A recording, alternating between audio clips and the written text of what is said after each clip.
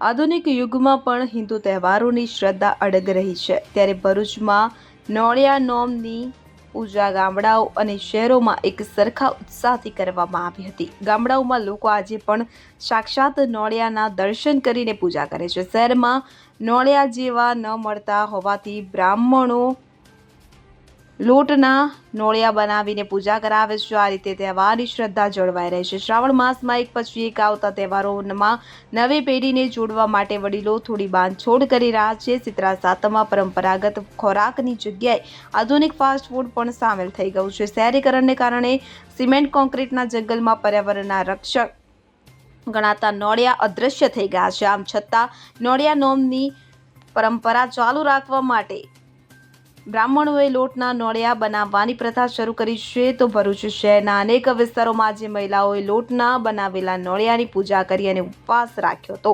તેઓ કાપ્યા વગરનો ખોરાક જ ખાય છે અને ગામડાઓમાં હજુ પણ નોળિયા દેખાતા હોવાથી મહિલાઓ તેમના દર્શન કરીને પૂજા ઉપવાસ કરે છે। 5G ઇન્ટરનેટ અને ઈમેલના આધુનિક યુગમાં પણ હિન્દુઓના પરંપરાગત તહેવારોની ઉજવણીમાં કોઈ ખાસ ફેરફાર જોવા મળતો નથી। વર્ષો જૂની આ પરંપરા આજે પણ જીવંત રહી છે। કેતન મહેતા સાથે સીન 24 ન્યૂઝ ભરૂચ।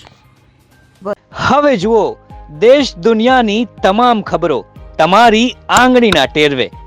ઉઠાવો મોબાઈલ અને ગૂગલ પ્લે સ્ટોર પરથી ડાઉનલોડ કરો અમારી CN24 ન્યૂઝ મોબાઈલ એપ।